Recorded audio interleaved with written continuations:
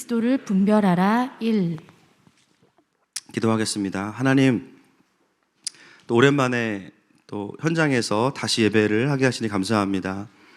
하나님, 그러나 우리가 함께 모이지 않을 때에도 또 동일하게 예배하게 하시니 감사합니다. 하나님, 그러나 서로 얼굴을 맞대어 보고 또 함께 나누는 이 시간들을 통하여서 또 이제는 하늘마음교회가 이전과 다른 더 안정적이고 강력한 시즌으로 들어가게 되었음을 선포합니다. 하나님, 담대하게 말씀을 전하고 선포하는 교회가 되게 하시고 마지막 때에 하늘의 그 영광과 전략들을 풀어내는 시간들로 더욱더 축복하여 주시옵소서. 이 예배에 참여하는 모든 예배자들마다 하늘이 열려지고 그들의 삶을 향한 주님의 음성이 들려지고 인생의 깊은 회복을 경험하는 귀한 시간으로 다시 한번 축복하여 주시옵소서. 예수님의 이름으로 기도합니다. 아멘. 오늘 요한복음 강의 33번째 시간입니다. 현장에 성도분들이 계시니까 확실히 좋은 것 같습니다. 예, 물론 유튜브로 예배하면서 믿음으로 또 하지만 이렇게 또 같이 볼 수 있는 것도 은혜인 것 같습니다. 우리가 이제 요한복음 강해를 계속 이어가고 있는데요. 지난주에는 예수님은 육신의 형제들을 통해서 시험을 또 받으셨죠. 예, 너 자신을 증명해라. 그러면서 예루살렘에 올라가서 사람들이 많은 곳에서 기적을 행하면 얼마나 많은 사람들이 너를 따르겠냐. 그러면서 이제 예수님을 도전합니다. 그러나 예수님은 그 유혹을 물리치시죠. 왜냐하면 이미 사람들의 인정으로 자기를 채우는 것이 필요 없으시기 때문이에요. 이미 존재가 하나님의 사랑으로 충분하셨기 때문입니다. 그리고 하나님의 부르심과 때를 정확히 알고 계셨기 때문에 그때가 올라갈 때가 아니라는 걸 아셨어요. 그래서 형제들이 먼저 예루살렘에 올라가고요. 그리고 나서 예수님도 나중에 또 예루살렘으로 올라가시게 되는데, 오늘은 이제 그 다음의 부분입니다. 7장 10절 말씀 같이 한번 읽어보겠습니다. 시작. 그 형제들이 명절에 올라간 후에 자기도 올라가시되 나타내지 않고 은밀히 가시니. 네, 예수님도 유대로 올라가셨는데요. 어떻게 올라가셨는가? 오늘 본문에 보니까 은밀히 가셨어요. 은밀히에 동그라미 치시면 됩니다. 여러분, 통상적으로 이 초막절에는, 이런 절기에는요, 예루살렘을 향해서 곳곳에서 수많은 사람들이 귀환을 합니다. 평상시에 3만 명, 4만 명에 불과하던 그 인구가 300만 명까지 늘어나기 때문에 그 절기가 시작되는 그 시간에는요, 곳곳에서 엄청난 행렬들이 마치 우리가 PCR 검사 받으려고 줄 서 있는 것처럼 쫙 줄을 서요. 근데 예수님은 어떻게 하셨냐면 그 사람들의 행렬을 따라가신 게 아니라 은밀히 가셨어요. 이 은밀이라는 말을 원어로 보면 그 사람들과 함께 간 것이 아니라 따로 다른 루트를 통해서 예루살렘으로 가셨다는 거죠. 왜 예수님은 그들의 행렬과 함께 가시지 않고 다른 루트로 제자들과 은밀히 가셨을까요? 만약에 그 행렬 속에서 가셨다면 사람들의 이목을 받기 쉬웠을 겁니다. 이미 갈릴리에서 오랫동안 예수님은 기적을 일으키셨기 때문에 이미 굉장한 인싸예요. 근데 그 예수님이 사람들 틈에서 가기 시작하면 사람들의 이목을 받게 되고 사람들의 또 칭찬과 여러 가지 인정들을 받게 되겠죠. 그리고 또 한 가지는 뭐냐면 예수님을 죽이려고 혈안이 되어 있는 사람들 누굽니까? 유대인 종교 지도자들. 이들이 예수님이 어디에 있는지 알게 됩니다. 그래서 예수님은 전략적으로 예루살렘에서 지금 하셔야 되는 사역이 있기 때문에 그때를 위해서 당장 사람들의 인기나 인정, 그리고 유대인들과의 논쟁을 피하기로 결정하셔서 은밀히 예루살렘으로 올라가십니다. 여러분, 우리가 하나님께서 맡기신 일을 할 때요, 정말 중요한 때를 위해서 낮추고 절제해야 될 때가 있어요. 이 은밀함은 예수님만의 모습이 아니라 하나님의 부르심과 사명을 잘 이해하는 사람들의 공통적인 특징입니다. 아무 데서나 힘쓰는 거 아니에요. 할렐루야. 예, 여러분, 세계적인 전국적인 주목 가진 분들은요, 동네에서 안 싸웁니다. 그냥 중학생들하고 안 싸워요. 하나님의 큰 부르심 있는 사람들은 지금 내가 싸워야 될 때인지 아닌지를 분별할 수 있습니다. 이 은밀한 것은 비겁함이 아니라 전략이에요. 여러분, 사람들에게 인정받는 것이 얼마나 기분 좋은 일입니까? 그리고 때로는 우리가 건강한 비판이나 피드백을 받는 것은 맞지만 사실 유대인들이 예수님께 걸고 있는 이 시비는 건강한 피드백이 아니죠. 예수님을 책잡고 예수님을 어떻게든 율법으로 걸어서 없애는 게 목표입니다. 그러니까 얼마나 그들이 예수님께 나와서 하는 이야기들이 가당치도 않고 그냥 그 앉은 자리에서 충분히 논리로 격파하실 수 있어요. 그런 예수님 어떻게 하시냐면 은밀히 행하시는 거예요. 사람들의 인기와 지금 내가 억울함을 풀어야 되는 것들 너무나 많아요. 그러나 하나님의 때를 알고 가는 사람들은 그 때를 위해서 은밀히 행할 줄도 아는 사람들입니다. 그래서 세상 사람들이 가는 행렬로 가는 사람들이 아니에요. 여러분, 일반적인 사람들은 사람들의 인정이 오면은 움직이고 억울한 거는 다 풀어야 되죠. 물론 우리도 그런 게 필요합니다. 그러나 때로는요, 사람들의 인정의 메시지가 올 때 하나님 나라를 향한 중요한 부르심이 보이면 어떻게 하냐면요, 더 나를 낮추는 거예요. 사람들의 인정에 반응하지 않고 더 나를 낮추는 거예요. 그리고 잘 모르는 사람들의 그 비난의 메시지가 올 때 어떻게 합니까? 맞서는 것이 아니라 더 나를 낮추는 거예요. 그래서 우리 어떤 사람들이에요? 사람들의 소리에 반응하는 자들이 아니라 사명을 향해 가는 사람들입니다. 할렐루야. 물론 우리의 마음은 가끔 허합니다. 그렇죠?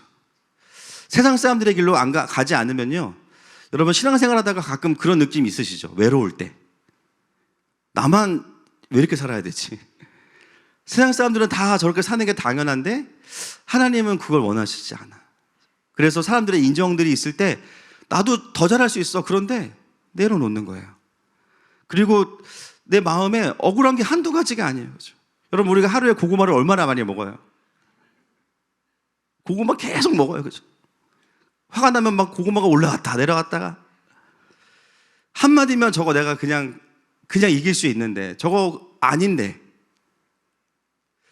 그럼에도 불구하고 하나님의 사람들의 특징은 뭐냐면 은밀히 행할 줄 안다는 겁니다. 여러분, 은밀히 행하는 자들은요, 누구를 만나게 될까요? 은밀히 행하시는 예수님을 만나게 됩니다. 묘한 쾌감이 있습니다. 그리고 그 시간은 계속되는 게 아니에요. 어느 순간 하나님이 은밀함이 아니라 드러내서 사역하게 하실 때가 있고요, 드러내서 우리의 억울함을 풀어주실 때가 있습니다. 할렐루야. 그리고 사람의 인정을 넘어서서 하나님의 인정이 올 때가 있어요. 그때 우리는 그 모든 것들이 다 풀어지고 기쁨 가운데 거할 수 있는 것이죠. 오늘 예수님은 그 가는 과정에서 사람들의 행렬로 가지 않으면서 분명한 예수님의 타겟 지점을 딱 보고 가고 계십니다. 자, 그때 예루살렘의 분위기가 어땠는지 한번 보겠습니다. 11절 말씀 시작. 명절 중에 유대인들이 예수를 찾으면서 그가 어디 있느냐 하고. 자, 유대의 분위기는 어땠냐면, 유대인이라고 하면 다 유대인 그 종교 지도자들입니다. 여기는 일반적인 유대인들이 아니에요. 예수님을 찾으면서 그가 어디 있느냐. 근데 이 그라는 단어가요, 사실은 어떤 단어가 쓰였냐면 그 녀석 이런 뜻이에요. 그 작자. 그 예수님을 뭐 기도받으려고 찾는 게 아닙니다. 그렇죠? 잡아서 없애려고 찾는 거예요. 굉장히 예수님에 대한 예민함과 적개심으로 가득 차 있습니다. 그리고 제가 이제 이 배경을 말씀드리면서 그때 하나 빼먹은 게 있는데요. 그 당시에 이 갈릴리와 유대가 어떤 사이였냐면 사실은 정치적으로도 굉장히 이제 좋지 않은 상황이에요. 누가복음 13장 1절 한번 보겠습니다. 13장 1절 시작. 그때 마침 두어 사람이 와서 빌라도가 어떤 갈릴리 사람들의 피를 그들의 제물에 섞은 일로 예수께 하래니. 자, 빌라도가 갈릴리 사람들의 피를 제물에 섞었다. 여러 가지로 해석할 수 있지만 성전에서 죽였다라는 해석이 가장 이제 주된 해석입니다. 갈릴리에서 제사를 드리게 온 사람들을 성전에 뜰에서 죽인 거예요. 자, 그리고 누가복음 23장 12절 그 이유가 나옵니다. 시작. 헤롯과 빌라도가 전에는 원수였으나 당일에 서로 친구가 되니라. 네, 갈릴리를 다스리던 분봉왕이 누구죠? 헤롯 안티파스입니다. 그리고 유대를 다스리던 총독이 빌라도예요. 둘이 원수지간이었어요. 유대와 갈릴리는 정치적으로 굉장히 분쟁과 긴장이 있었어요. 근데 갈릴리에서 갑자기 급부상하는 인물이 바로 예수님이었던 거죠.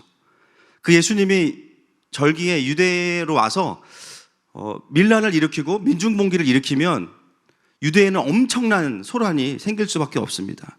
그러니까는 영적인 분위기도 그렇고요. 정치적으로도 예수님은 무조건 없애야 되는 존재였던 거죠. 그래서 사람들이 아직 예수님이 오시지도 않았는데 다니면서 예수님을 찾고 있는 거예요. 근데 놀라운 것은 뭐냐면 그렇게 예수님에 대해서 묻고 다니면 묻고 다닐수록 어떻게 되냐. 12절 보겠습니다. 13절까지 시작. 예수에 대하여 무리 중에서 수군거림이 많아 어떤 사람은 좋은 사람이라 하며 어떤 사람은 아니라 무리를 미혹한다 하나 그러나 유대인들을 두려워함으로 드러나게 그에 대하여 말하는 자가 없더라. 이걸 우리가 이제 전문 용어로 노이즈 마케팅이라고 합니다. 오히려 궁금하지도 않은데 계속 물어보니까 예수님이 누구야 하면서 오히려 예수님에 대해서 알고 있던 갈릴리에서 오거나 다른 지역에서 온 사람들이 예수님에 대한 이야기를 하면서 수군수군 거리기 시작해요.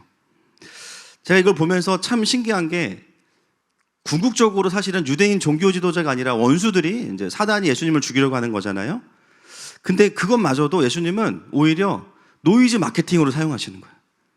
그냥 오히려 사람들이 더 예수님에 대한 관심이 막 증폭되고 대체 그분이 누구야? 그러면 경험했던 사람들이 막 기적을 얘기해요. 막 간증을 해요. 오히려 예수님이 더 유명해지시는 거예요. 그런 상황에서 14절 말씀을 보겠습니다. 시작. 이미 명절의 중간이 되어 예수께서 성전에 올라가사 가르치시니. 왜 명절의 중간이어야 하는가? 예수님에 대한 궁금증이 무르익었을 때, 그리고 예수님에 대한 적개심이 가장 무르익었을 때가 바로 명절의 중간입니다. 그때 예수님이 등장하신 거죠. 근데 예수님이 어디에 등장하셨냐면 위험하니까 예루살렘 변두리나 어디 지하실에 숨어서 유튜브로 실시간으로 설교하신 게 아니라 어디에 등장하셨어요? 성전에 등장하신 거예요. 쉽게 말하면 유대인 종교 지도자들의 본부에 등장하신 거예요. 여기서 이제 우리가 은밀이라는 단어가 다가오는, 은밀이면 잠수를 깊이 하셔서 쫙 가신 다음에 적진의 한복판에서 다 올라오신 거예요. 예수님은 이때를 위해서 은밀히 행하신 겁니다. 그리고 여기서 말씀의 폭탄을 터뜨리시죠. 예수님이 성전의 뜰에서 랍비들이 가르치는 것처럼 사람들에게 말씀을 가르치기 시작합니다. 근데 그 말씀을 사람들만 듣는 것이 아니라 당연히 그 유대 종교 지도자들도 듣겠죠. 그러나 모든 사람들의 이목이 집중되어 있기 때문에 예수님을 해할 수는 없어요. 명분이 없으니까. 어쩔 수 없이 앉아서 들을 수밖에 없어요. 그 말씀을 듣는 사람들의 반응이 15절입니다. 같이 보겠습니다. 시작. 유대인들이 놀랍게 여겨 이르되 이 사람은 배우지 아니하였거늘 어떻게 그를 아느냐 하니. 오늘 설교의 제목이 그리스도를 분별하라 원이거든요. 다음 주가 2입니다. 오늘 예수님의 이 가르침은 표적과 기사가 아니라 티칭을 통해서 어떻게 참 그리스도를 분별하는가에 대한 이야기를 유대인 종교 지도자들과 대화하시는 거예요. 근데 그 예수님의 티칭을 듣던 유대인들이 놀랍게 여기면서 뭐라 그러냐면 이 사람은 배우지 아니하였거늘 어떻게 그를 아느냐 이렇게 이야기합니다. 여러분 이 그를 안다라는 거, 먼저 그 전에 이 놀라다라는 단어가 감탄하다라는 단어예요. 여러분 그를 안다고 감탄할까요? 아니겠죠. 여기서의 글이라는 단어가 그람마라는 이제 헬라어인데요. 이것은 단순히 그냥 글씨가 아닙니다. 이것은 어떤 의미가 있냐면 말씀에 정통한 유대인들이 가르치는 어떤 문법의 구조와 관련이 있어요. 아주 고급스러운 티칭을 말할 때 그람마라는 단어를 씁니다. 그러니까 단순히 예수님이 한글을 잘했다, 한글이 아니라 헬라어를 잘했다가 아니라 어떻게 이런 문법을 구사하고 이런 표현을 쓸 수 있지라고 놀란 거예요. 이 갈릴리 시골에서 온 청년이 어떻게 이렇게 고급스러운 티칭을 할 수 있을까? 다른 복음서에 보면 예수님의 가르침을 들은 사람들이 뭐라 그러냐면요, 권위가 있고 서기관들의 가르침과는 달랐다 이렇게 이야기하죠. 여러분 유대인 종교 지도자들은 소위 말해서 웬만한 설교는 다 들어본 사람들입니다. 여러분 저희 교회 장로님들은 안 그러시는데요, 다른 교회 설교하러 가보면 장로님들의 특징이 있어요. 다 그런 건 아닙니다. 반 혼수 상태로 설교를 들으세요. 주무시는 건 아니야. 굉장히 신기해요. 약간 자는 것도 아니고 안 자는 것도 아니고 이렇게 들으시거든요. 제가 그분들을 디스하는 게 아니라 왜 그러실까를 곰곰이 생각해 보면 40평생 신앙생활 하시면서 뭐 50평생 하시면서 얼마나 많은 설교를 들으셨겠어요. 그러니까 웬만한 설교는 그냥 이렇게 시작하시는 거예요. 그래서 뭔가 새롭지 않거나 반전이었으면 이러고 그냥 끝납니다. 축도까지. 그러다가 중간에 뭔가 은혜가 오면 갑자기 헛기침을 한번 하시는 거예요. 은혜 받으면 울면 안 되니까 그러면서 이제 온면무새를 다시 이렇게 새롭게 하시고 말씀을 들으시더라고요. 그래서 여러분 이렇게 오래되신 분들이 이렇게 듣는 거는 주무시는 게 아니니까 판단하시면 안 됩니다. 이미 그 연륜이 있으신 거예요. 근데 이제 젊은 분들 중에 그런 분들은 이제 침체가 오신 분들이고 여러분 유대인 종교 지도자들은 웬만한 티칭은 다 들었고요. 그냥 토라에 완전 정통한 사람들이에요. 근데 그런 사람들이 감탄한다라는 건 뭐냐면 그 티칭이 달랐다는 거죠. 단순히 프레시하다가 아니라 깊이가 있고 딱 들어도 아 이거는 하나님의 뜻이겠다. 그 영적인 권위가 예수님으로부터 딱 느껴지는 거예요. 근데 놀라운 것은 뭐냐면 그러면 그 메시지와 본질에 반응해야 되는데 뭐가 궁금하냐면 대체 누가 어디서 이 갈릴리 청년은 저 엄청난 걸 배웠지? 학원에 다녔나? 아니 뭔가 다른 뭐가 있나? 주변적인 것에 관심을 갖게 되는 거죠. 그래서 이런 표현이 나오는 겁니다. 그 당시에 이 랍비는 크게 두 가지의 학파가 있습니다. 힐렐파와 샤마이 학파가 있었어요. 그래서 모든 랍비들은 어떤 티칭을 할 때 항상 어떻게 하냐면 자기의 스승이나 자기가 속한 학파의 권위에 근거해서 이야기합니다. 여러분 우리가 이렇게 뭐 말할 때 내가 얘기하는 거랑 그죠?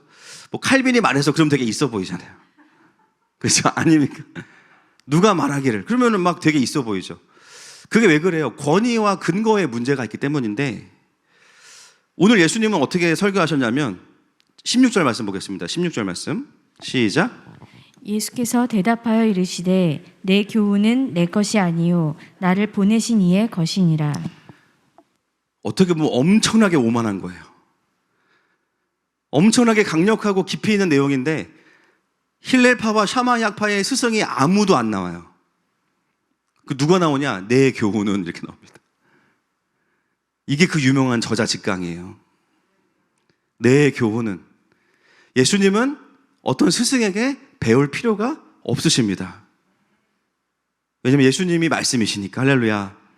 그리고 그 안에 성령님이 가득하시니까. 그들이 느끼기에는 예수님은 굉장히 교만하고 오만한 분인 거예요. 그러나 사실 이것은 그냥 권위 그 자체입니다. 그러나 예수님은 어떻게 말씀하시냐면 내 교훈이라고 말씀하시면서 이 땅에서의 나의 스승은 없다. 그러나 이 교훈은 내 것이 아니요 누가 주신 것이다? 나를 보내신 이의 것이다. 여러분 여기서 그리스도를 분별하는 첫 번째 기준이 나옵니다. 그리스도는 어떤 자인가? 하나님의 뜻을 온전히 받아서 그대로 전하는 분입니다. 참 그리스도. 그래서 예수님을 통해서 보여지는 하나님 아버지는 전혀 왜곡되지 않아요. 하나님 아버지를 투명하게 보여주십니다. 그래서 예수님이 빌립에게 뭐라 그러시냐면 나를 본 자가 아버지를 본 것이다. 여러분 오늘 우리가 이제 세 가지의 기준을 볼 건데 하나하나의 기준을 보면서 예수님이 누구신지를 알아야 되고요. 그리고 거기서 끝나면 안 돼요. 우리가 누굽니까? 그리스도인입니다. 그 기준이 우리에게도 교훈이 되고 도전이 돼야 됩니다. 여러분 참 그리스도를 판별하는 기준이 하나님 아버지를 온전히 보여주는 것이라면 참 그리스도인은 어떤 사람일까요? 당연하게 나를 이 땅에 보내신 이의 뜻을 우리도 온전히 전하는 자가 돼야겠죠. 동의하십니까? 근데 우리의 문제는 뭐냐면 항상 예수님과 우리는 공유하는 속성이 있지만 퀄리티가 너무 다르다는 게 문제입니다. 소고기도 한우가 있고 수입산이 있는 거예요. 항상 우리도 부르심은 같지만 우리의 고민은 뭐냐면 우리에게는 여전히 해결되지 않는 이미 주님이 십자가에서 해결하셨지만 남아있는 몸에 있는 죄성이라는 게 있어요. 이게 어떤 작용을 하냐면 하나님으로부터 온전히 듣는 것도 방해하고 온전히 전하는 것도 방해를 합니다. 그래서 때로는요 잘못 듣기도 하고요 잘못 전하기도 하는 거예요. 여러분, 제가 메시지 준비하면서 가장 힘든 게 뭘까요? 이겁니다. 여러분, 설교라는 게 여러분 뭐 다 말씀 묵상하시고 하시겠지만 어떤 부담감이 있냐면 이게 배달 사고 날 거에 대한 두려움이 엄청 커요. 그냥 어떤 때는 성경을 읽고만 내려가고 싶은 마음이 정말 매주 올라와요. 어떻게 하면 이 성경을 어떻게 하면 잘 전달하고 공부해서가 아니라 받아서 전할까를 항상 고민하는 게 이제 가장 큰 고민인데, 성경을 주해하는 거는 사실을 공부하는 거는 어렵진 않아요. 이제는 그냥 데이터 쫙 뽑아서 논문 뽑아서 본문 주해한 거 가지고 언어 보고 하면은 어느 정도 팩트는 나옵니다. 문제는 뭐냐면 오늘 지금 저와 여러분에게 하시는 하나님의 마음이 뭐냐, 이게 사람 미치는 겁니다. 이거를 일찍 주시면 감사한데 안 주시면 일주일 내내 거의 너무 힘들어요. 새벽 2시에 온다. 자다 일어나가지고 막 치고 또 막 보면 저도 모르게 자다가 카톡에 막 제가 남겨놓고 막 유서를 쓰고 잠들었어요. 막 내가 언제 이걸 썼지? 잠결에 막 주시면 그때 막 쓰는 거야. 왜 그거 놓치면 다시 안 떠올라요. 그러니까 굉장히 힘든 거예요, 이게. 근데 오늘 사실 예수님께 진짜 부러운 게 뭐냐면, 와, 예수님은 그냥 받아서 그냥 전하시는구나. 존재가 너무 다른 거예요. 존재가. 근데 우리가 사실 소망할 수밖에 없는 것은 뭐냐면, 그럼에도 불구하고 하나님의 강력한 의지가 있습니다. 베드로전서 2장 9절 말씀 보겠습니다. 시작. 그러나 너희는 택하신 족속이요 왕 같은 제사장들이요 거룩한 나라요 그의 소유가 된 백성이니 이는 너희를 어두운 데서 불러내어 그의 기이한 빛에 들어가게 하신 이의 아름다운 덕을 선포하게 하려 하심이라. 아멘. 하나님의 의지는 뭐냐면, 우리의 존재가 그러함에도 불구하고 우리를 통해서 우리를 어둠에서 빛으로 들어가게 하신 그분의 아름다운 덕을 선포하게 하려 하심이라. 하나님 우리 쓰시겠다는 거죠. 영광스러운데 미치겠는 거예요. 그래서 여러분, 영적인 성숙이라는 것은 착해지고 뭐 이런 것도 있겠죠. 그러나 영적인 성숙은 여러 가지가 있습니다. 그러나 그 중에 하나가 뭐냐면, 신앙생활을 하면 할수록 우리가 하나님 앞에서 점점 투명해지는 거예요. 나를 통해서 그분이 왜곡되지 않아지는 거예요. 받은 그대로 전달할 수 있는 사람이 되는 거예요. 여러분, 그 과정에서 우리 안에 어떤 분투가 있냐면, 내 안에 있는 수많은 언어들과 싸워야 됩니다. 하나님으로부터 오지 않은 말들이 내 안에 있어요. 때로는 사단이 심어놓은 말도 있고 내가 스스로 하는 말도 있고, 또 상처와 어둠과 비진리와 왜곡들이 많이 있습니다. 내 안에 염려들, 두려움들, 또 원망들. 우리가 하나님으로 전하기 위해서 싸워야 되는 내면의 분투가 뭐냐면, 바로 이러한 것들과의 싸움이 있어야 되는 거예요. 과거에는 그냥 그 생각 그대로, 그냥 내가 느끼는 거 그대로 말하는 게 정직한 거라고 생각했는데, 어느 순간부터 그게 다가 아니겠구나 하는 생각을 하게 되죠. 물론 우리가 우리의 마음들을 지체되고 나누면서 그냥 푸념으로 끝나지 않아요. 그죠? 그래, 맞아. 내가 이거는 좀 잘못 생각했어. 이거는 아니야. 맞아. 내가 그랬구나. 그러면 다시 하나님을 보게 되는데, 결국은 어떤 과정을 거치게 되냐면,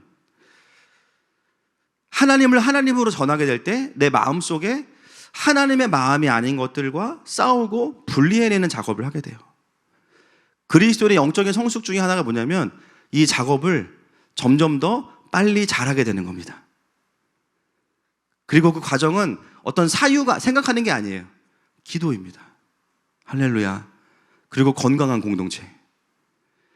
그래서 여러분, 기도하다 보면, 기도도 여러 가지 기도가 있지만 내 안에 있는 하나님의 마음이 아닌 것들과 싸우는 기도도 있는 거예요. 근데 희한한 건, 이런 기도는요, 하기 시작하면 그 원망과 미움과 분노 때문에 그렇게 힘들었는데 기도하기 시작하면 어떻게 돼요? 마치 안개가 사라지는 것처럼 싹 사라져요. 그리고 원래 나에게 주셨던 하나님의 마음이 선명하게 보이기 시작합니다. 그리고 그 열매로 마음에 깊은 평강이 찾아오고 머리는 맑아집니다. 할렐루야. 이게 바로 이제 하나님을 하나님으로 전하는 자들의 삶의 내면에 일어나는 영적인 다이나믹이죠. 그래서 어느 순간 우리가 이것들이 빨라지면서 하나님의 마음과 뜻을 정리해서 사람들에게 말해줄 수 있는 성숙한 삶으로 성장해 갑니다. 할렐루야. 여러분, 우리의 마음의 생각과 묵상이 항상 주님께 연락되기를 축복합니다. 그렇지 않은 것들이 들어오면요, 싸우는 거예요. 할렐루야. 그게 나가 아니에요. 원수들이 주는 겁니다. 그러면 그것들을 분리하는 거예요. 참 그리스도가 완전하신 하나님을 온전히 보여내는 것이라면 참 그리스도인 또한 우리에게 말씀하시는 그분을 그대로 보여주시는 자들이 바로 저와 여러분인 줄 믿습니다. 자, 17절 말씀 넘어가겠습니다. 시작. 사람이 하나님의 뜻을 행하려 하면 이 교훈이 하나님께로부터 왔는지 내가 스스로 말함인지 알리라. 자, 여러분 이 말씀이 좀 어려우시겠지만 사실 쉽죠. 예수님의 가르침이 진짜인지 어떻게 알 수 있냐라고 했을 때 예수님 되게 의외의 말씀을 하세요. 정말 하나님의 뜻을 행하려고 하는 사람들은 안다. 정말 신앙의 진심인 사람들은 들으면 이 말씀이 진짜라는 걸 안다라는 거예요. 여러분, 예수님의 이 메시지 안에는 신앙의 성장에 있어서 진짜 중요한 통찰이 있습니다. 하나님의 뜻이 풀어지는 사람들은 어떤 사람들이냐? 하나님의 뜻을 행하려는 사람들이라는 거예요. 순종할 마음을 가지고 말씀을 잡기 시작하면 말씀이 달라집니다. 할렐루야. 오늘 하나님이 나에게 말씀하신다, 이 믿음을 가지고 성경을 여는 사람과 그냥 여는 사람은 태도가 다른 거예요. 진짜 하나님의 음성을 듣기 원하는 자들에게는 하나님의 뜻이 풀어지고 깨달아집니다. 신앙의 성장에 있어서 그래서 태도가 정말 중요하다는 거죠. 얼마나 말씀의 진심이고 얼마나 신앙의 진심인가. 제가 이제 헬스장에 운동하러 가면 운동하는 분들의 모습을 보면 한 1분도 안 돼서 분별이 돼요. 저분은 진짜, 저분은 가짜. 어떤 의미에서냐면요, 어떤 분들은 헬스장에 온 것 자체가 건강해진다는 믿음을 가진 분들이 계세요. 뭔지 아시죠? 나 오늘 왔어. 나는 건강해질 거야. 살이 빠질 거야. 이런 분들의 특징은 뭐냐면 돈이 아까우니까 모든 기구를 다 시비를 걸어요. 일단 다 한 번씩 해봅니다. 근데 보면 자세가 엉망진창입니다. 그리고 러닝머신 10분 뛰고 누가 보면 마라톤 한 줄 알아요. 10분 뛰고 내려오신. 이분들은 뭐냐면 운동이 목표가 아니라 헬스장에 왔다라는 것 자체가 이제 본인에게 정신적인 위로가 되는 거예요. 이런 분들의 특징은 뭐냐면 오래 다녀도 몸이 안 변하신다는 거죠, 이제. 그리고 계속 이제 몸이 성장하시고 이제 기름 부어지시고 막 장난꾸러기가 몸에 붙었고 막 이렇게 되시는 거예요. 근데 본인은 마음으로는 나 이제 운동한다. 근데 여러분 딱 헬스장 가보면요, 기구 한두 개만 하더라도 제대로 하는 사람도 있어요. 뭐가 제대로 하는 거냐? 그 기구가 어떤 근육을 성장시키는지를 알고 자세를 잡고 운동하는 분들이 있어요. 이런 분들은 늦게 시작했어도 금방 몸이 좋아지고 근육이 붙습니다. 여러분, 제가 모든 부분이 다 동일하진 않지만 신앙생활에 있어서 이것도 마찬가지예요. 교회를 다녀도요, 진심인 사람들이 있어요. 진짜 하나님 알고 싶고 신앙생활 잘하고 싶다, 하나님 정말 사랑하고 싶다, 이런 분들은요, 늦게 오셨어도 성장 속도가 다릅니다. 반면에 나는 오늘 예배에 왔다, 고로 천국 간다. 그럼 예배 안에서 어떤 일이 일어나는지는 별로 관심이 사실은 많지 않아요. 오늘 말씀을 통해 주신 나에게 무엇을 말씀하실까? 여기에도 별로 관심이 없어요. 왜냐하면 와서 나는 천국 가니까. 이해가 되시죠? 이미 예배를 와서 앉아있을 때부터 태도가 다른 거예요. 오늘 말씀을 듣지 못하면 나는 한 주를 못 살아. 오늘 은혜 못 받으면 나는 오늘 도장 찍을 거야. 오늘 은혜 못 받으면 나는 자식들이 그냥 호적에서 팔 거야. 이런 마음이 있잖아요. 이런 마음으로 오신 분들은 예배 자체가 굉장히 전투적일 수밖에 없어요. 좋은 의미에서. 오늘 은혜 못 받으면 한 주를 날리는 거니까. 오늘 예배를 통해서 지난 한 주를 해석하고 앞으로의 한 주를 내다봐야 되는데, 그러면 예배 시간에 좋을 수가 없는 거예요. 어떻게든 나를 깨워서 말씀을 듣게 되죠. 말씀을 살아내고자 하는 태도가 없으면 말씀이 들리지가 않습니다. 예수님 그렇게 이야기하시는 거예요. 여러분, 예수님의 대답은 사실을 인간적으로 보면 굉장히 오만한 대답이에요. 당신의 말씀이 진짜인지 아닌지를 증명해라. 예수님 증명 안 하세요. 이거를 살아내려고 하는 사람들은 알 거야. 이게 어떻게 대답입니까? 진짜는 증명할 필요가 없는 거예요. 진짜는 진짜가 알아보니까. 할렐루야. 정말 하나님의 말씀에 진심인 사람들은 예배 시간만이 아니라 하나님의 말씀을 대할 때 태도가 다릅니다. 제가 하늘만교회 섬기면서 진짜 너무나 감사한 게 뭐냐면요, 저희 교회 성도님들은 다 신앙의 진심인 분들만 계세요. 그래서 너무 부담스럽습니다. 이 눈빛, 이 열망. 우리가 마스크를 쓰니까 다들 눈으로 표현하는 게 다 늘어나셨어요. 근육이 한 10개씩 늘었어 보니까. 알려주세요. 모르겠어요. 이런 눈빛이 다 느껴집니다. 마스크를 쓰셨어도. 정말 저희 성도님들은 하나님과 하나님 나라에 대한 갈망이 특심인 분들이 너무 많고, 질문도 많고, 다음 훈련 언제 하냐고 그렇게 물어보시는 거예요. 성장이 빠를 수밖에 없죠. 전 이런 의미에서 천국은 정말 침노하는 자의 것이라는 말이 와닿습니다. 교회를 처음 나오는 분들도 하나하나 배워가시려고 하고, 또 이전에는 교회를 오래 다녔지만 진심이 아니셨던 분들이 교회를 이렇게 하나님 뜻으로 옮기시면서 갑자기 막 진심이 되시니까 너무 귀한 거예요. 제 마음속에 바람이 있다면 하늘마음교회가, 물론 모든 교회가 다 그래야 되지만, 정말 신앙의 진심인 분들에게 계속해서 발견되어지는 교회가 되기를 선포합니다. 그래서 신앙생활을 하고 있는 것으로 만족감을 주는 게 아니라 신앙의 대상이신 하나님과 연합하는 자들이 되는 것이죠. 할렐루야. 그리고 그 하나님을 알아가고 그 하나님의 나라를 이해하고, 하나님의 나라를 이해하면 나의 삶의 사명이 발견되고, 그래서 정말 하나님 나라의 백성으로, 도시 선교사로 훈련받고자 하는 분들이 왔을 때, 아, 제대로 왔구나, 여기는 아직은 찐이네, 할렐루야, 그렇게 느낄 수 있는 교회가 되기를 축복합니다. 중요한 거는요, 태도라는 거예요. 자, 두 번째 기준을 보겠습니다. 18절 말씀 시작. 스스로 말하는 자는 자기 영광만 구하되 보내신 이의 영광을 구하는 자는 참되니 그 속에 불의가 없느니라. 자, 참 그리스도를 분별하는 두 번째 기준이 바로 18절인데요. 참 그리스도는 자기의 영광이 아니라 보내신 이의 영광을 구합니다. 여러분, 예수님은 하나님이시죠. 영광을 받으시기 합당한 분이세요. 근데 예수님은 어떻게 행하셨냐면 자기 영광을 구하는 게 아니라 보내시니, 그렇죠, 하나님 아버지 영광을 구하셨어요. 아버지의 뜻을 온전히 전할 수 있는 것은 어디로부터 오냐면 나의 영광이 아니라 보내신 이 영광을 구하는 동기로부터만 가능합니다. 왜 하나님의 메시지가 나한테 왜곡돼요? 그 중에 내가 받아야 하는 영광을 떼어내고 나머지를 전달하기 때문이에요. 만약에 보내신 이 영광을 그대로 가지고 전달하는 게 목표라면 우리는 최대한 우리의 민망함 때문에 힘듭니다. 거기서 내가 인정받거나 취할 게 없어요.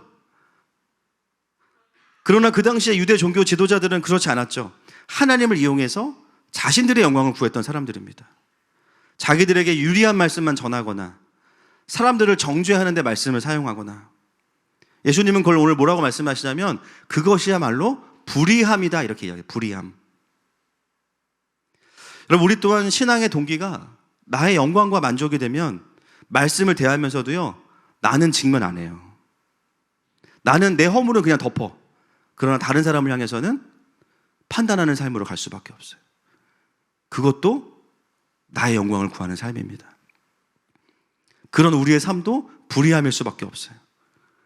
어떻게 하면 이 삶을 안 살 수 있는가? 방법은 하나예요. 하나님의 영광을 구하는 마음으로 가득 차는 것밖에 없습니다. 아멘이십니까? 어떻게 하면 그게 가능하죠? 정답은 예배밖에 없습니다. 하나님의 영광 앞에 그냥 완전히 굴복되는 경배밖에 없어요. 그런 예배가 자주 있어야 되는 거예요. 할렐루야. 여러분, 우리의 공예배와 개인 예배가 다 그런 경배가 되기를 선포하고 축복합니다. 내 영광을 구하려고 하다가도 경배하고 나면 그 앞에 그냥 꿇어요. 그냥 꿇는 거죠. 그리고 그분의 영광을 보고 나면 그 영광이 너무 영광스러우니까 그거를 전달하고 싶은 마음밖에 없어요. 그 마음으로 살아가는 자들이 하나님의 백성들이고 자녀들이고 그리스도인입니다. 그래서 나의 영광을 추구하고자 하는 삶을 멈출 수 있는 브레이크가 딱 두 개가 있는데요. 첫 번째 브레이크는 가장 좋은 브레이크가 바로 경배인 거예요. 스스로 속도를 줄이게 만드는 거. 경배. 그래서 경배가 잘 풀어지고 있는 사람들은 어떻게 되냐? 하나님 앞에서 계속 겸비합니다. 겸비합니다. 이거는 그냥 속도가 줄어서 멈추는 거예요. 또 한 가지는 뭐냐면 그게 안 되면 하나님께서 우리의 삶에 강제적으로 브레이크를 딱 잡으시는데 이건 징계입니다. 그래서 두 번째 브레이크는 가능하면 안 쓰는 게 좋아요. 협박하는 게 아닙니다, 여러분. 제 말이 좀 그런데. 그러니까 경배 때 다 끝나면 제일 좋아요. 할렐루야. 경배 때 완전히 그냥 굴복되어지고 하나님 앞에 그냥 완전히 엎드려지는 거. 그리고 그분의 영광만이 내가 이 땅을 살아가는 유일한 동력이 되는 거. 그것이 참 그리스도의 기준이면서 참 그리스도인이 우리들의 두 번째 기준인 것이죠. 자, 19절 넘어가겠습니다. 시간상 19절 시작.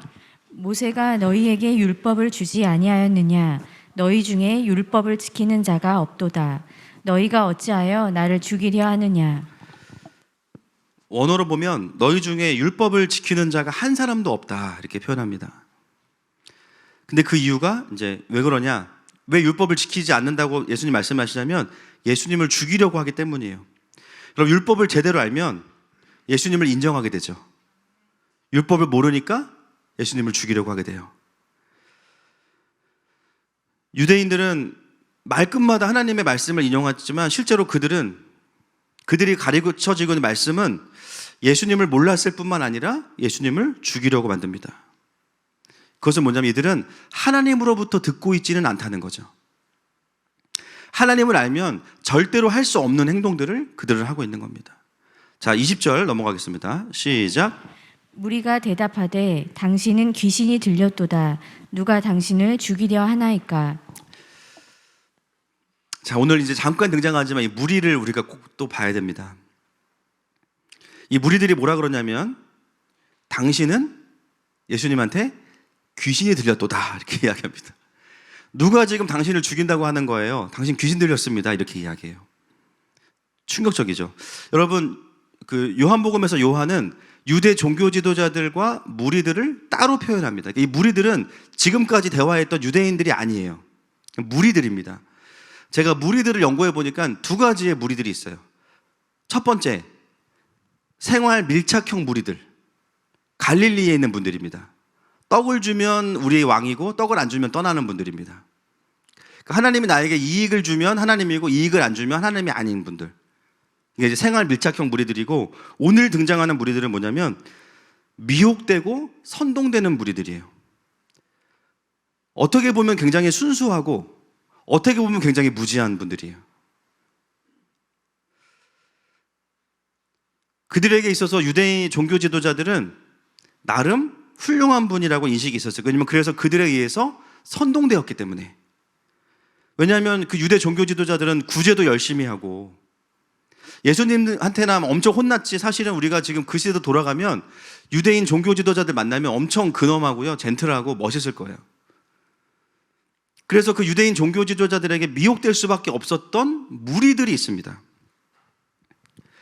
근데 유대인 종교 지도자들이 예수님을 죽이려고 하는 마음이 있지만 그것을 직접적으로 말하진 않았겠죠. 대신에 어떻게 했을까요? 사회적인 명분이나 정치적인 이유로 그럴듯하게 예수님을 제어한다는 생각을 했을 거예요. 그러니까 어떻게 반응해요? 예수님께서 유대인들이 너희들이 나를 죽이려고 하는도다. 그랬더니 뭐라 그래요? 무슨 말도 안 되는 소리 하고 있어. 음모론 아니야? 말이 돼? 당신 귀신 들렸네. 어떻게 저 랍비가 저렇게 훌륭한 분이 어떻게 당신을 죽일 수 있겠어? 당신 잘못 알고 있는 거야. 그렇게 이야기하는 거예요.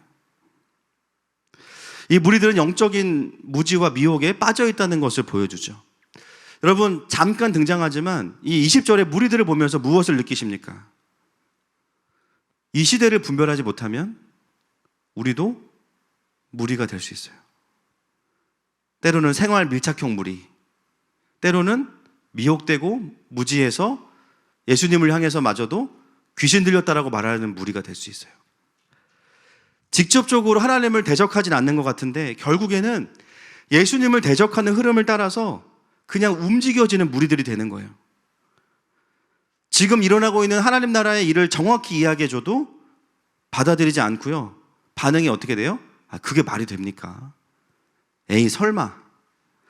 내가 모르고 있다는 생각을 하는 게 아니라 내가 모르는 수준에 맞추어서 현실을 부인하고 외면하는 거죠. 내 영적인 수준에 맞추어서 하나님의 나라를 외면하는 거죠. 그러니까는 할 수 없는 이야기를 하는 거예요. 예수님을 향해서 귀신 들렸다. 몰랐으니까 괜찮다가 아니라 모르는 것으로 끝나지 않고 하나님의 나라를 대적합니다. 여러분, 영적인 무지는 굉장히 큰 죄입니다. 동의하십니까? 영적인 무지는요, 모르는 상태로 있는 게 아니라 미혹되게 만들어서요, 나도 모르게 하나님 나라를 대적하게 만드는 거예요. 그래서 진짜 무서운 겁니다. 경배를 받으셔야 될 예수님을 향해서 귀신 들렸다고 말할 정도가 됐다는 것은 심각한 거죠. 어떻게 하면 우리는 그러면 그렇게 살지 않을 수 있는가? 방법은 하나밖에 없습니다. 계속해서 내 삶과 나에게 보여지는 상황들에 대해서 하나님으로부터 듣고 있어야만 무리로 살지 않게 돼요. 하나님의 해석과 하나님의 마음과 뜻이 나에게 오고 있어야만 우리는 무리의 삶을 살지 않게 돼요. 그리고 이 시대를 향한 하나님의 일하심을 보고 있어야 됩니다. 세상 사람들이 생각하는 것과 똑같은 방식으로만 생각하고 있다 그러면 여러분, 나도 모르게 사실 우리는 무지함 가운데 있을 수 있습니다. 우리는 거기서 끝나면 안 되고요, 하나가 더 있어야 돼요. 맞아, 세상은 그렇게 생각해. 하나님은 뭐라고 하시지? 하나님이 원하시는 건 뭐지? 하나님 이 시대에 어떻게 일하고 계시지? 이 실제가 없으면 우리는 미혹될 수밖에 없어요. 사랑하는 여러분, 우리는 깨어있는 하나님의 자녀들입니다. 아멘이십니까? 그렇다면 하나님의 음성을 제대로 듣는 것 외에는 다른 방법은 없습니다. 예수님이 이 말을 들으시니까 너무 황당하신 거예요. 예수님을 향해서 귀신 들렸다고 하니까. 그래서 21절부터 24절까지의 마지막으로 할례의 논쟁이 나오는 거죠. 아마 이 할례 논쟁을 읽어보신 분들은 처음에는 잘 이해가 안 되실 수도 있습니다. 이게 무슨 말이지? 예.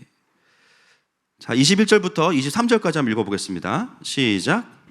예수께서 대답하여 이르시되 내가 한 가지 일을 행하매 너희가 다 이로 말미암아 이상히 여기는도다.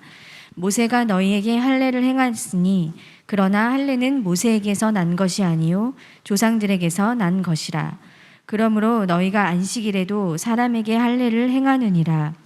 모세의 율법을 범하지 아니하려고 사람이 안식일에도 할례를 받는 일이 있거든 내가 안식일에 사람의 전신을 건전하게 한 것으로 너희가 내게 노여워하느냐. 자, 여러분, 자, 이게 뭐냐면 레위기 12장 3절 말씀을 한번 보겠습니다. 쉽게 설명을 드릴게요. 시작. 여덟째 날에는 그 아이의 포피를 벨 것이요. 자, 원래 할례는 태어난 지 8일 만에 하는 거죠. 근데 이 할례의 또 시작은 언제였냐면 아브라함이죠. 창세기 17장 9절과 10절 보겠습니다. 시작. 하나님이 또 아브라함에게 이르시되 그런즉 너는 내 언약을 지키고 내 후손도 대대로 지키라. 너희 중 남자는 다 할례를 받으라. 이것이 나와 너희와 너희 후손 사이에 지킬 내 언약이니라. 이렇게 이제 할례가 시작이 됐는데요. 아이가 태어나서 8일 만에 할례를 행해야 되는데 문제는 뭐냐면 그 8일째가 안식일인 경우에 어떻게 해야 되는 거예요?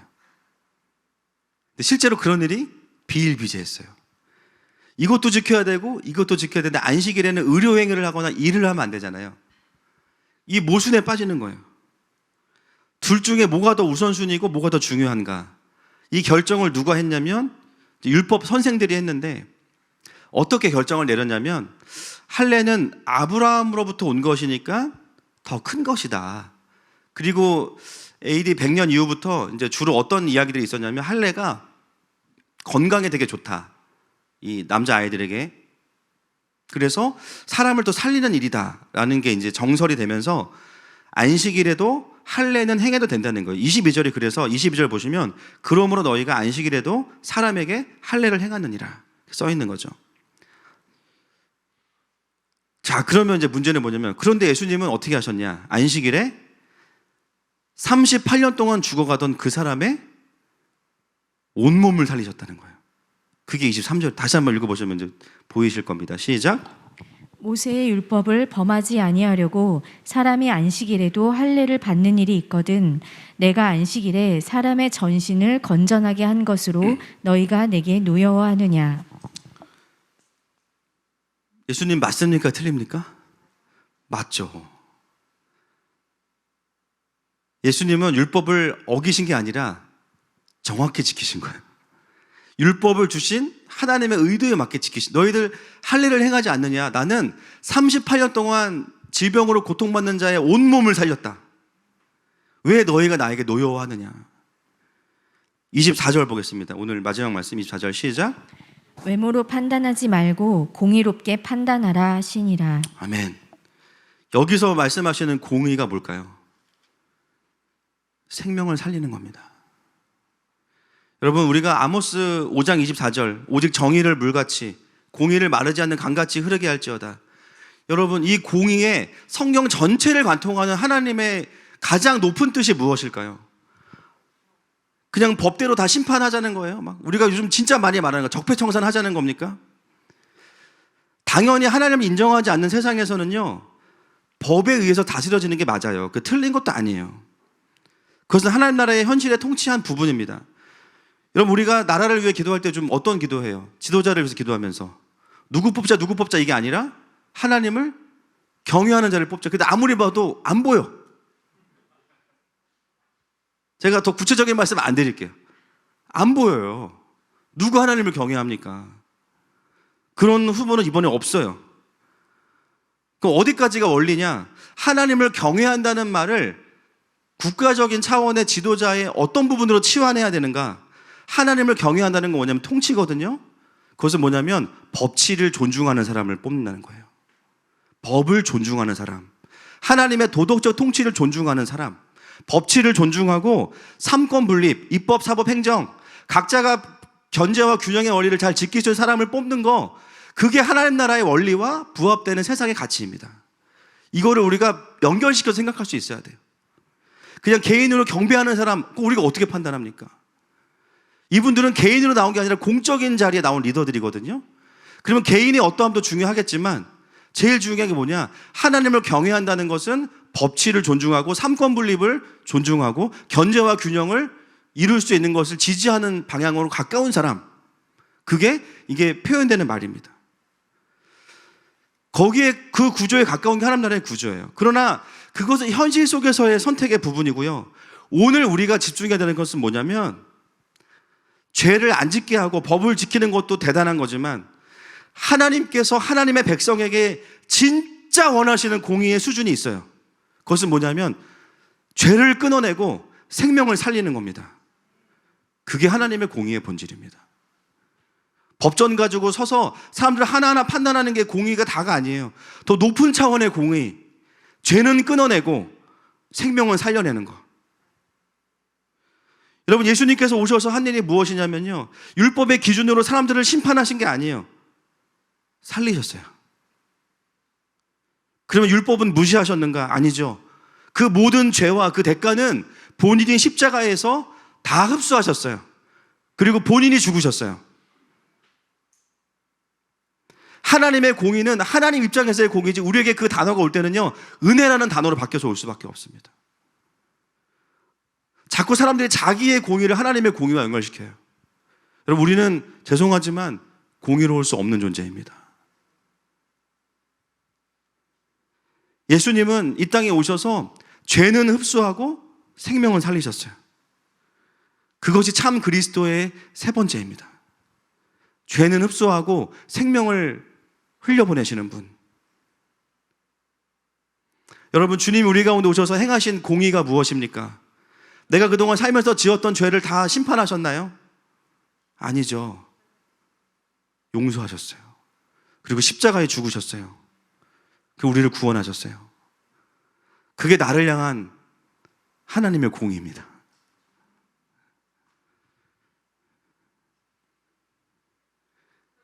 내 안에 저 깊은 곳에 있는 어둠과 상처들과 온갖 죄와 부정적인 그 모든 상처들을 예수님이 어떻게 하셨냐면 다 삼켜버리신 거예요. 그냥 판단하지 않으시고, 나로부터 돋아나 있는 수많은 가시들, 누구든 나에게 가까이 오면 찔릴 수밖에 없어. 다가오지 마.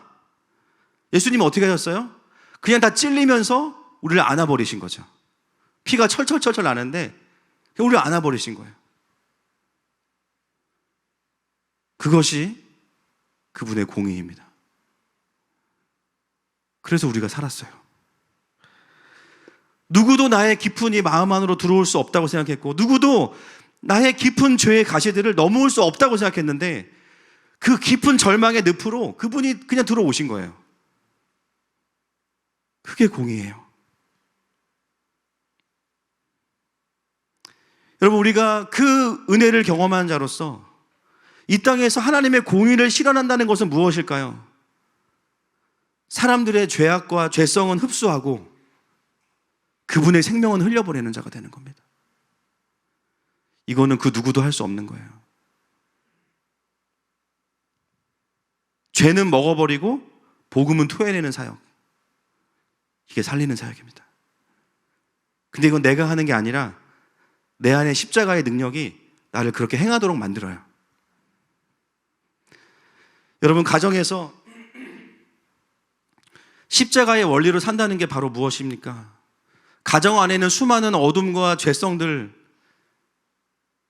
내가 흡수해버리고 내 안에서 그게 정화돼서 아버지의 긍휼함으로 그냥 흘러가는 거죠. 우리의 힘으로는 못합니다. 그러나 십자가는 할 수 있습니다.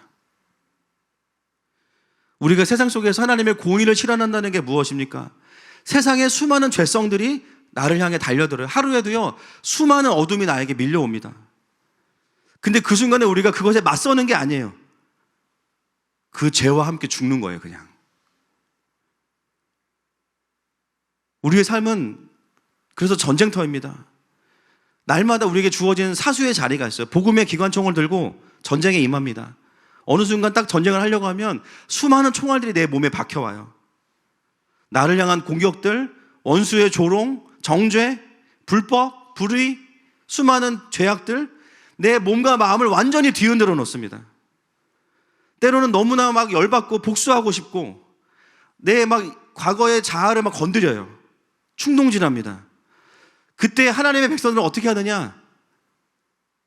나의 죄된 자아를 발동시켜서 복수하는 게 아니라 그냥 죽는 거예요. 이게 십자가의 원리입니다. 그러면 내가 지는 것 같고 진짜 죽을 것 같죠? 여러분 아시잖아요. 안 죽어요. 총알 막 엄청 맞았어요. 근데 보니까 아프긴 뒤지게 아픈데 방탄조끼야. 보혈 딱 써있어. 아, 나 이 한마디에 나는 오늘 끝났어. 나는 저 사람 때문에 오늘 망쳤어. 오늘 이 일 때문에 나는 오늘 끝났어. 오늘 엄마와의 전화 속에 나는 끝났어. 충격은 있지만 진짜 그리스도인들은 내상이 깊진 않아요. 기절은 하지만 죽지 않습니다. 그리고 정신 차리고 다시 일어나서 어떻게 하냐?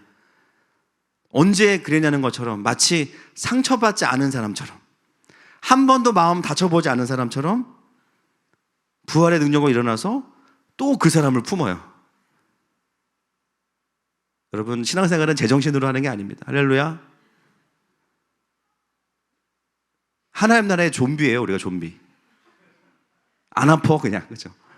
또 살아나고 또 살아나고 막 뼈가 부러졌는데 그냥 또 가고 막 그냥 한 번도 상처받지 않은 사람처럼 거절받지 않은 사람처럼 또 품어. 변함없이 그 사람을 향한 하나님의 긍휼함을 기관총으로 계속 쏴주는 거예요. 그거를 무한 반복하는 겁니다. 언제까지? 그 사람이 하나님 만날 때까지 하는 거예요. 그게 우리 부르심이에요. 그것이 우리가 도시 안에서 흘려보내야 되는 하나님의 공의입니다. 이미 우리가 그렇게 살고 있지만 여러분 우리가 그렇게 살아가기 시작할 때 우리가 지나간 자리에요. 오랫동안 죄로 인해 묶였던 자들이 풀어지고 살아나는 걸 보게 됩니다. 그게 진짜 살려내는 사역이에요. 어쩌면 우리가 내가 죽어야 하는 타이밍에 죽기 싫어서 죽더라도 내가 한마디 하고 죽을 거야. 내가 억울해서 안 돼, 그죠? 십자가에 달릴 건데 너는 같이 내가 달릴 거야. 그것 때문에 너무 힘든 거예요. 다 알죠. 뭐가 진리고 뭐가 사랑인지 알죠. 안 되는 거예요. 근데 어느 순간 이게 더 잘 되기 시작하면 어떤 사람이 되냐? 어둠은 다 그냥 흡수해. 싹.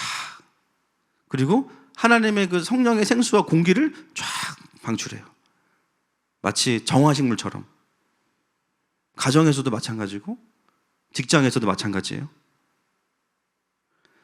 그래서 우리의 부르심은 뭐냐? 사람들의 어둠은 받아서 버리고 하늘의 생명을 받아서 흘려보내고 선으로 악을 이기는 게 이런 것입니다. 그냥 참다가 터지는 게 아니라 그냥 죽어야 되는 거예요. 죽어요. 근데 말씀드렸죠. 안 죽는다니까요. 우리가 생각보다 즐겨요. 여기 다 확진 이기고 오셨잖아요, 지금.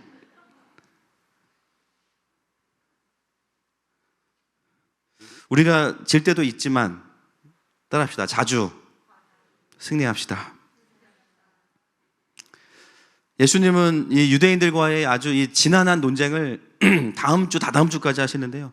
사실 엄청난 하이라이트는 다다음 주에 있습니다. 초막절에 아주 클라이막스가 있어요. 오늘 말씀을 일단 정리하겠습니다. 시간이 너무 많이 가서. 참 그리스도는 어떤 자인가? 오늘 세 가지를 봤어요. 하나님 아버지께 받은 것을 그대로 전하고 보내신 이 영광을 구한다. 그리고 자기를 내어주고 생명을 살리는 공의를 행하는 분. 오늘 그 예수님이 우리의 주인이십니다. 그리고 우리에게도 그 삶이 가능하다고 말씀하십니다. 그리고 그 삶만이 이 세상을 구원할 수 있는 방법이라고 말씀하세요. 여러분, 우리는 미혹된 자들이 아니에요. 아멘이시죠? 잠깐은 미혹될 수 있지만 계속 미혹돼서 살아가지 않아요. 곧 깨어나서 예수님을 따라가는 자들입니다. 이 시간에 먼저 우리가 좀 이 찬양하면서 주님께 나아갈 때, 주님, 한 주를 돌아보면 한 주간 동안 참 주님의 기쁨으로 살아드리지 못한 시간들이 또 막 스쳐 지나가죠. 괜찮습니다.